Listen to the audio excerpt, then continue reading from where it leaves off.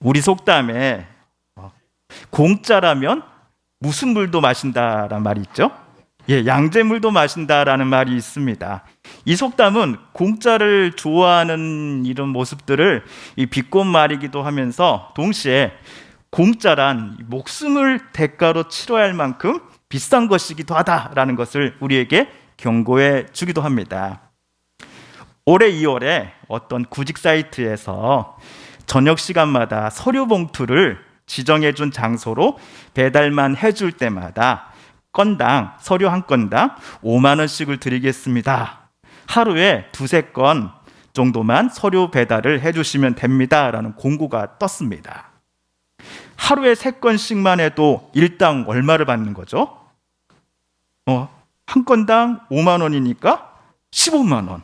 자, 근데 일주일에 총 7일을 있는데 주일은 예배 드리러 나와야 되니까 6일 한다 치면은 일주일에 몇만 원이죠? 15 곱하기 6 하면은 90만 원이죠. 그러다 한 달이면 여기 곱하기 4주에서 제가 계산을 해봤어요. 계산한 게 360만 원이더라고요. 그러면 한 달에 봉투만 날라주고서도 360만 원을 받는다.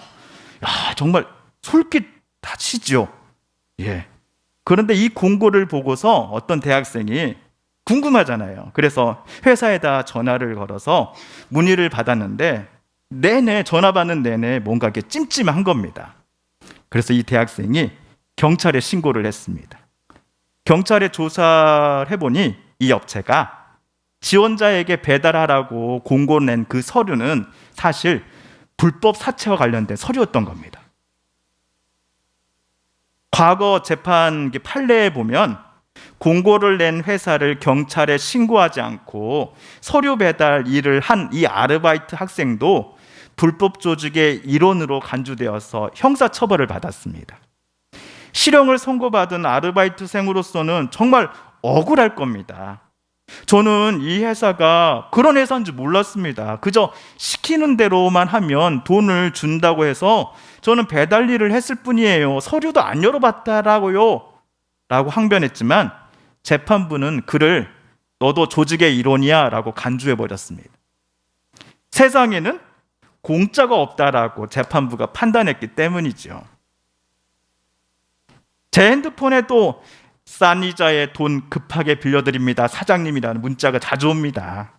저보고 사장님이래요. 자, 제1은행권 카드론 단기연금 서비스를 받다 하더라도 연이율이 보니까 20%에 달해요. 그런데 여기 온 문자를 보면요, 연이율이 2%, 3%대. 한 자리 숫자라고 하니 얼마나 솔깃합니까? 하지만 대부분 사기 문자일 가능성이 높습니다. 그러니 우리 성도님들께서 상담을 위해 통화 버튼을 누르셔도 안 되고요. 어떤 내용이나 한번 보자 하는 마음으로 거기에 나온 링크를 클릭하셔도 안 됩니다. 핸드폰에 담겨진 여러분의 금융권 관련된 모든 자료들이 저쪽으로 자연스럽게 그대로 전달될 가능성이 높기 때문이죠. 세상에는 뭐가 없다? 공짜란 절대로 없습니다. 혹시나 여러분 실수로 링크를 클릭하셨을 경우 좀 찜찜하다 싶으시면 바로 임목사나 아니면 여러분 자녀들한테 알려주셔야 합니다. 속으로만 혼자 끙끙 앓으시면 절대로 안 됩니다. 이렇듯 세상에는 뭐가 없다? 공짜가 없습니다. 그래서일까요? 우리가 그리스도인으로 살아갈 때에 공짜가 없다라는 생각을 자주 하곤 합니다. 특별히 나와 하나님 사이에, 하나님과 우리 가족, 하나님과 우리 교회 공동체 사이에서도 공짜란 없다라는 생각을 많은 분들이, 적지 않은 분들이 하곤 하십니다. 이러한 생각을, 공짜는 없다라는 생각을 갖고 있던 사람 중에 한 명이 바로 오늘 우리가 읽은 성경에 나온 다윗이었습니다. 오늘 1절을 보시면요, 다윗은 자기 궁에서 평안히 살게 되었습니다. 7장, 오늘 7장 읽었는데 6장까지에서는 다윗이 계속해서 궁이 아니라 바깥 전쟁터에서 나가 잠을 잘 때가 많았습니다. 다윗은 우선 내부로는 사울 왕가를 계승한다라고 하는 이들과 또 이들을 지지한다라고 하는 정치 군사 세력과 싸워야만 했습니다. 또 밖으로는 예루살렘을 차지하고 있는 여부스 족속과 싸웠고요. 블레셋, 암몬과 같은 이스라엘 주변을 둘러싸고 있는 이방 민족들과 계속해서 다윗은 전투를 해야만 했습니다. 그러니 전쟁터에서 군사들과 함께 유숙하던 일이 다반사였던 거죠. 그런데 여호와 하나님께서 이스라엘과 다윗 주변의 원수들을 무찔러 주셨으니 다윗이 이제는 자기 궁에서 평안히 지내는 게 조금은 가능해졌던 것입니다. 그래서 처음으로 다윗이 예루살렘 궁에서 진짜 2다리 쭉 뻗고 잠을 청하던 바로 그날 밤,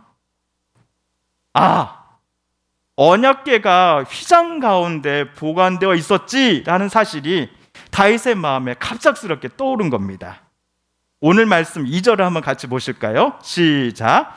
왕이 선지자 나단에게 이르되 볼지어다 나는 백향목 궁에 살거늘 하나님의 궤는 휘장 가운데 있도다.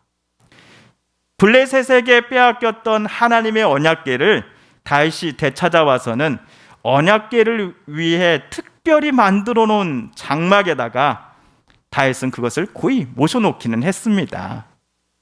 그런데 오늘 다윗이 잠을 자려고 왕궁 침대에 누워서 천정을 바라보는데 하나님께 너무 죄송하다는 생각이 든 겁니다. 나는 이처럼 호화스러운 백향목 궁에 또 침대 위에 누워서 있는데 하나님은 염소 가죽과 털로 만들어진 그 장막 안에다가 모셔다 놓았으니 이 얼마나 내가 하나님께 불경스러운 일을 저지르고 있는가 하는 마음에 다윗은 너무나 죄송해서 잠을 잘 수가 없었습니다. 여기서 언약궤는 하나님께서 이곳에 함께 계신다라고 하는 것을 우리 사람들에게 깨닫게 해주는 궤짝입니다. 지금 화면에도 나오고 있지요.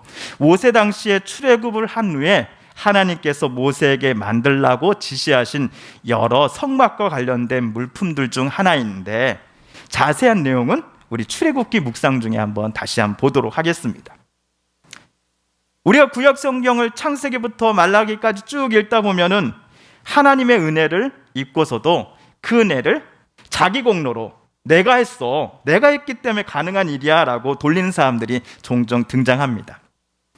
하나님의 계획에 따라 왕의 자리에 올랐으면서도 시간이 지나면 지날수록 하나님을 두려워하기는커녕 자기 권력을 남에게 절대로 빼앗기지 않고자 인기에만 영합하는 이들, 폭력을 행사하는 이들이 자주 등장하곤 하였죠. 다윗 직전 왕이었던 사울이 그 대표적인 예였습니다. 그러나 오늘 7장에 기록된 다윗은 왕으로 기름 부음을 받았을 때나 지금 나라 안팎으로 평화가 가득할 때나 그는 늘 하나님만을 바라보는 사람이었다라는 것을 우리는 알 수 있습니다. 베들레헴에서 양떼나 치던 일개 목동인 나를 이스라엘 12지파를 총괄하는 왕의 자리에 오르게 해주신 분은 나의 능력이 잘나서가 아니라 바로 하나님 때문이다라는 사실을 다윗은 늘 마음에 되새기며 고백하며 산 사람이었습니다. 그래서 다윗은 하나님께로부터 내가 지금까지 받은 은혜와 자비를 어떻게 해서든지 한번 하나님께 갚아드리고 싶었습니다. 왜? 세상 사람들끼리는 절대로 뭐가 없다? 공짜가 없듯이 나와 하나님 사이에도 공짜가 없을 거야 라고 다윗은 생각했기 때문입니다. 여러분 집주인이셔가지고 손님을 초대했다 한다면 두말할 것도 없이 주인은 정성껏 손님 맞을 준비를 해야 할 겁니다. 혹시라도 하룻밤 주무시고 가신다면 손님이 머무실 방을 정해서 깨끗한 상태로 청소도 해놓고 깨끗하게 이불도 좀 빨아놓고 좀 해놓겠죠. 하물며 사람끼리도 이러한데 세상 만물의 창조자이며 다윗을 목동에서 왕이 되게 하신 하나님을 상징하는 이 언약궤를 정작 저렇게 구석진 곳에다가 모셔다 놓았으니 내게 지금까지 주신 하나님의 은혜를 하나님이 화가 나셔서 모두 다 가져가 버리는 게 아닐까?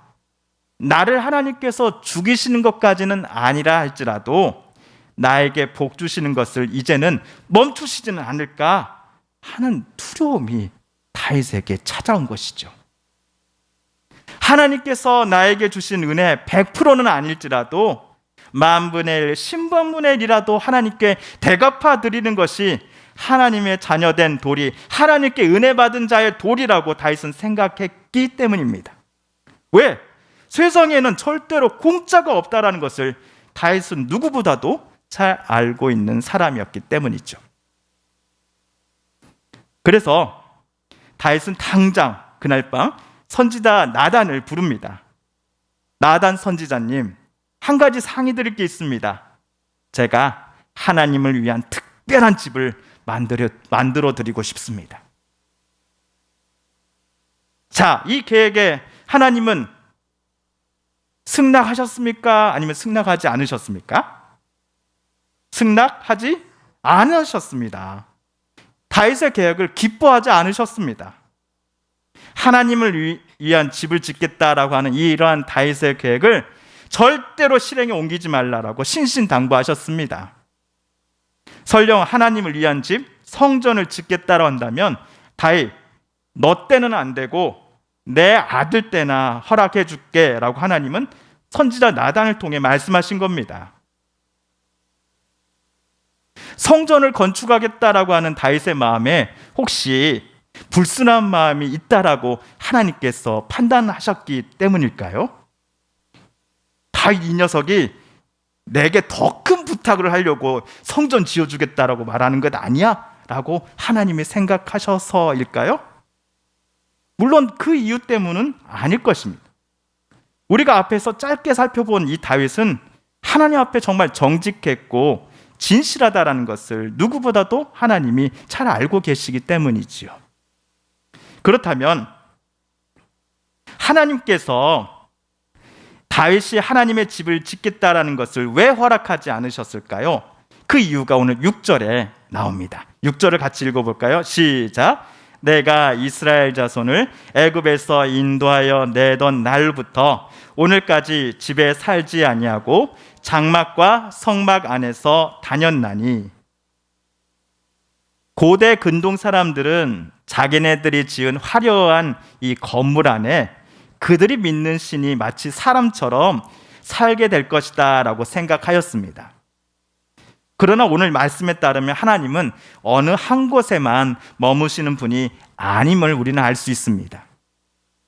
아브라함 때부터 지금 다윗 때까지 약 1000년의 역사 동안 하나님께서는 이스라엘 어느 누구에게 나를 위한 성전을 만들라라고 명령하신 적이 단 한 번도 없었습니다. 마찬가지로 오늘 하나님께서는 다윗에게도 내 성전을 너는 왜 빨리 안 만들어? 라고 명령하신 적이 없었습니다. 먼저 하나님을 위한 성전을 다윗이 만들겠다라고 마음 먹었음에도 그 계획을 오히려 절대로 실천하지 말라고 지시하신 분이 하나님이셨습니다. 왜냐하면 하나님께는 사람이 만들어주는 당신의 집이 필요하지 않았기 때문입니다. 사람이 만들어 놓은 화려하고 그 거룩한 건물 안에 하나님은 매어 계시는 분이 절대로 아니시기 때문입니다. 그렇다면 혹시 하나님 성전 말고 다른 것을 다윗에게 달라고 요청하신 걸까요? 나는 내가 어린 시절 목동일 때부터 지금 왕이 될 때까지 너와 늘 함께하며 너를 지금 이 자리까지 올려줬는데 그렇다면 너 다윗은 나한테 무엇을 해줄 거냐? 라고 하나님께서는 다윗에게 애들로 표현하신 것일까요? 예를 들면 1등급 한우소와 양으로 제사를 드리라든지 금과 은으로 헌물을 많이 드리라고 하든지 그래서 나 여호와를 향한 너 다윗의 사랑을 지금 증명해 보아라 라고 말씀하셨나요? 그렇지 않습니다.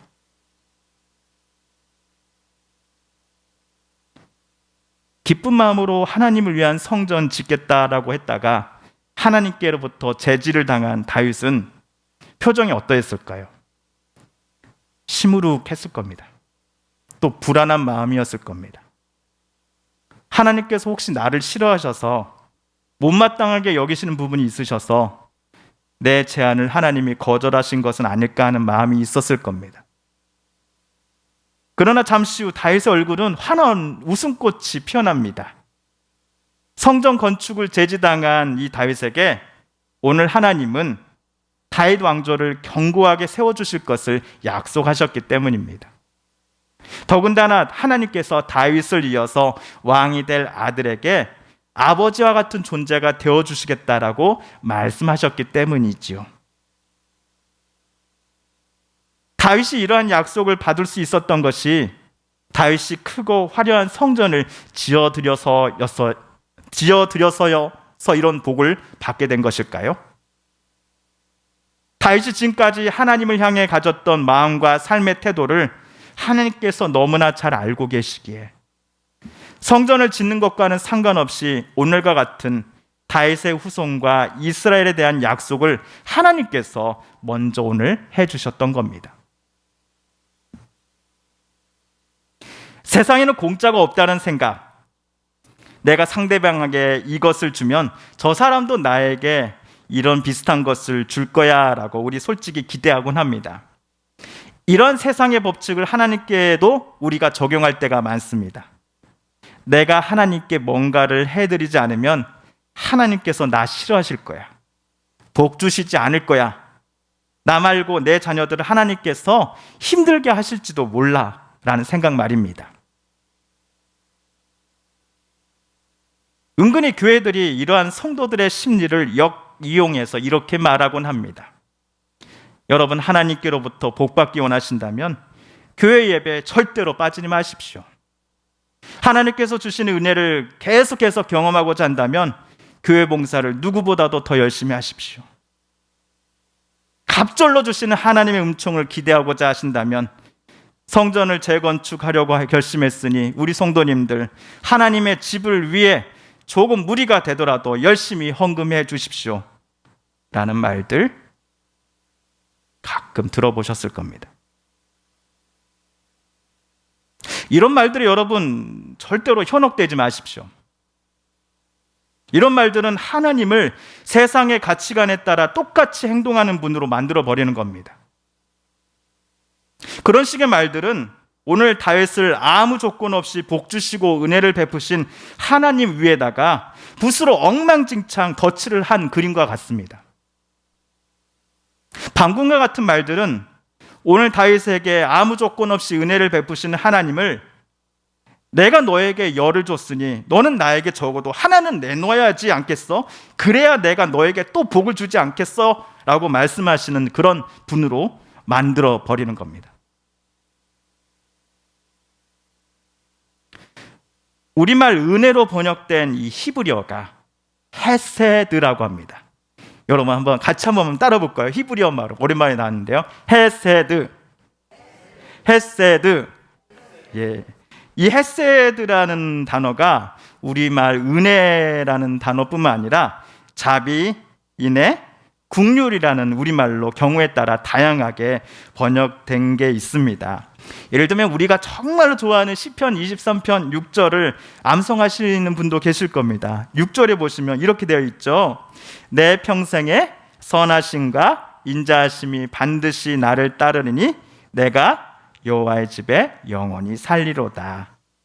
여기서 인자하심이 바로 우리말 인자하심이라는 우리말은 히브리어 헤세드, 은혜라는 말을 번역한 겁니다. 하나님께서 베풀어 주시는 자발적이고 무조건적인 값없는 사랑이 바로 헤세드고 우리말 은혜입니다. 하나님께서 베풀어 주신 은혜는 모든 피조물들에게 차별 없이 베풀어 주는 것입니다. 조건 없이 우리 사람들과 세상에 은혜를 주시기를 기뻐하시는 하나님께서는 당신의 아들도 아낌없이 우리에게 보내주셨지 않습니까? 우리가 부른 찬송가 가사도 이런 고백을 하지요. 아, 하나님의 은혜로 있을 데 없는 자 왜 구속하여 주는지 난 알 수 없도다. 내가 믿고 또 의지함은 내 모든 형편 아시는 주님. 늘 보호해 주실 것을 나는 확실히 아네. 그런데 이렇게 아무 조건 없이 헤세드, 즉 은혜를 베푸시는 하나님께서 저와 여러분에게 원하는 것이 있다라고 합니다. 그럼 그렇지. 공짜가 어딨냐? 하나님, 우리에게 뭘 원하세요? 한번 말해보세요. 뭘 원하세요? 이러한 질문에 구약의 미가 선지자는 다음처럼 하나님의 말씀을 대언했습니다. 같이 한번 읽어볼까요? 시작. 내가 무엇을 가지고 여호와 앞에 나아가며 높으신 하나님께 경배할까? 내가 번제물로 일련된 송아지를 가지고 그 앞에 나아갈까? 여호와께서 천천의 순양이나 만만의 강물 같은 기름을 기뻐하실까? 내 허물을 위하여 내 맏아들을 내 영혼의 죄로 말미암아 내 몸에 열매를 드릴까? 사람아, 주께서 선한 것을 내게 보이셨나니 여호와께서 내게 구하시는 것은 오직 정의를 행하며 인자를 사랑하며 겸손하게 내 하나님과 함께 행하는 것이 아니냐. 헤세드, 은혜 하나님께서 우리에게 원하시는 것은 첫째, 오직 정의를 행하는 겁니다. 하나님께서 우리에게 값없이 주신, 그리고 베풀어 주신 인자, 즉 은혜, 헤세드를 우리 또한 내 삶의 자세로 삼는 겁니다. 예수님께서 보여주신 그 섬김과 사랑, 그것을 우리도 그대로 담고자 하여 내 가족들에게, 내 성도들에게, 내 이웃들에게 행하는 것입니다. 마지막으로 늘 겸손하게 우리 하나님과 동행하는 겁니다. 하나님이 가라 하면 가고 하나님이 멈추라 하면 멈추는 겁니다. 이러한 삶의 태도를 헤세드, 즉 은혜를 주신, 우리에게 주신 하나님께서는 저와 여러분에게 원하고 계셨던 겁니다. 이러한 하나님의 바람과 요청을 들었으니, 예, 하나님, 이 무더운 날 시원한 얼음 냉수처럼 제가 하나님의 마음을 시원케 해드리는 사람이 되겠습니다라고 이 아침 우리 함께 약속하며 하나님 앞에 다짐해 보시지 않으시겠습니까? 그리하여 오늘 또, 그리고 내일 또, 이번 한 주도 하나님과 그리고 사람들 앞에서 우리 모두 진실하게, 그리고 신실하게, 거룩하게 살면서 늘 헤세드, 은혜 하나님과 동행하시는 저와 여러분 되시기를 하나님은 우리에게 원하고 계십니다. 이 시간 그 헤세드의 하나님, 주님, 그 은혜를 기억하며 이번 한 주도 그 은혜대로 살겠습니다라고 다짐해보는 저와 여러분 되시기를 주의 이름으로 간절히 축복합니다. 함께 기도하겠습니다.